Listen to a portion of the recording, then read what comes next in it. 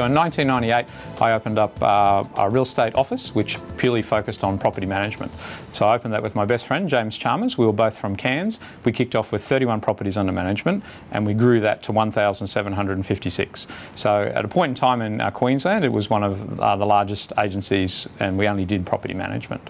So our first weekend starting off, we turned up and there was a bucket of keys, 31 keys sitting in a bucket. We then drove all over Brisbane sorting out the keys. So we then worked out we needed a little bit of software to be able to track those keys, which now we have key software that we now sell to other real estate agents across Australia, which is called Key Tracker. I sort of got into software a little bit by accident, I suppose, that as we were looking to grow our pro rentals agency, we're looking at different ways to do things. And I happened to be lucky enough that my brother-in-law was working for Boeing and playing around with an Access database software. He did a footy tipping competition.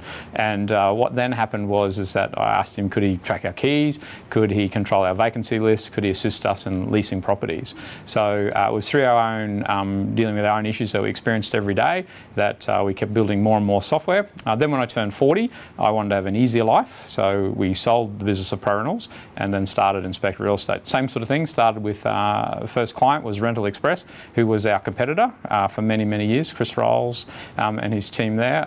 They assisted us then in the development of the software, which is now used by 622 offices across Australia, and last week we assisted our 4 millionth inquiry. The primary way is that if you for today's meeting that we to come here and to meet with you, we exchange some emails and some phone calls to try and tee up what was a convenient time. So there's a lot of time that is spent by an agent on a daily basis trying to coordinate inspections.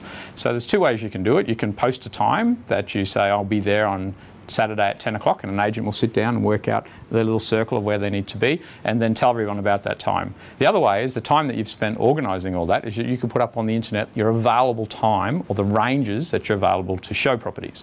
Then the tenant is then given the options of the different availability times, and so they can then match your availability with when they're available to see the property. But the best thing is that the software calculates the distance between the properties. So it'll work out how long it takes to get from North Sydney to Bondi, for example. And that way you can't be double booked, and you can also then it maps and plans your day. We get suggestions all the time from our clients. I suppose the trick is to pick the one that will have the biggest impact and benefit. There's just been some recent laws change in Western Australia which requires the tenant to be given options in relation to the times they're offered for routine inspections.